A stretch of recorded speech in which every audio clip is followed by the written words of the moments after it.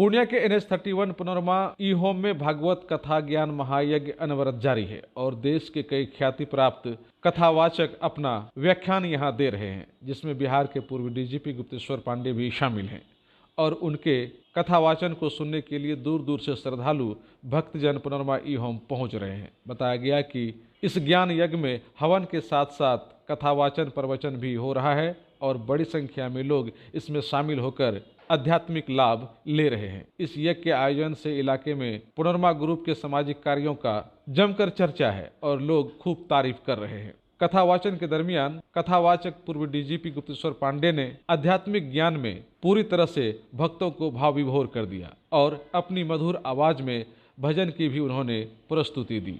पुनरमा ई home में मेले का भी आयोजन हुआ है और बच्चों के लिए खास तौर से झूले ज्यादा आकर्षण के केंद्र बने हुए हैं।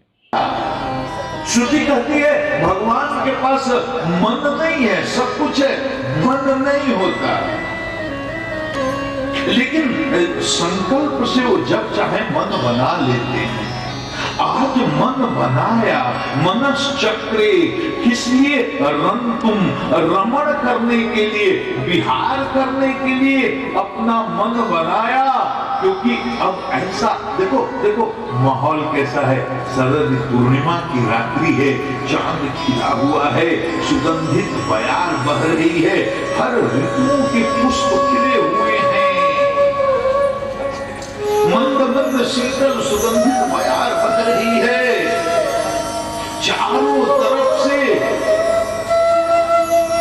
ऐसा दिव्य मनोहर भव्य सुंदर ये वातावरण बना हुआ है।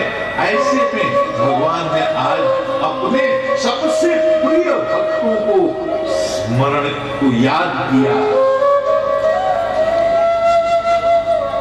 सबसे प्रिय भक्तों को, सबसे जो उच्च स्तर के प्रेमी थे, जो सबसे अंतिम सीमा वाले आनंद प्राप्त करने का अधिकारी थे, उन सारे जीवों को, वो कौन है जीव? वो जीव गोपियां हैं। उन गोपियों का स्मरण किया, स्मरण करके मनश्चक्रे, मन बनाया।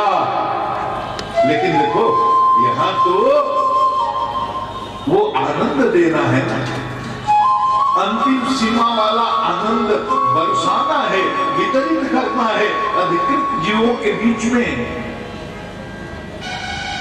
अधिकृत कह रहे हैं, इसका मतलब ये समझो कि महाराष्ट्र में सबकी गति नहीं है। ये बंसी जो बजी ना, वो सबको नहीं सुनाई पड़ी।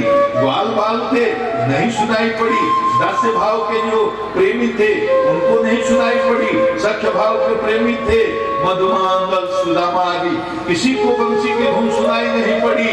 जो शांत भाव के प्रेमानंदी थे उनको भी ये बंसी की धुन सुनाई नहीं पड़ी। अरे सुनाई तो ये वात्सल्य भाव के प्रेमानंदियों को भी नहीं पड़ी। यशोदा और नंद को भी इसमें प्रवेश नहीं मिला। इस महाराष्ट्र में सुनाई किसको पड़ी? सिर्फ माधुर्य भाव के प्रेमियों को, उसमें भी जो उत्कृष्ट कोटि के जो जीव थे उनको भगवान ने मन तो बनाया। लेकिन राधा रानी जब तक नहीं रहेंगी, राधा रानी जब तक नहीं रहेंगी, तब तक रस की निष्पत्ति कोई कैसे होगी? तो उन्होंने राधिका जी का स्मरण किया। राधिका जी का स्मरण किया कि हे देवी, महाराज का रस बरसाना है, उसका रसवर्षण करना है। योग्य पात्रों के बीच में, अधिकृत जीवों के बीच में तो ये आप नहीं होंगी तो ये रस टपकेगा कैसे? ये रस वर्षण कैसे होगा? तो राधा रानी को याद किया कि देवी अब आ जाओ, अब वह घड़ी आ गई है, वह समय आ गया है कि जन्म जन्म से जो तपस्या कर रहे थे जीव, उनकी साधना फलीभूत होने वाली है। वो अब इस अंतिम सीमा वाले प्रेमानंद के अधिकारी हो गए हैं। इनको पिलाना है, इनको इनके ऊपर उस रस का वर्षण करना है।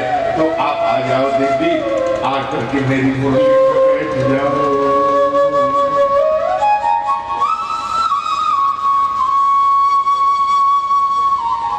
और आ गई राधा रानी।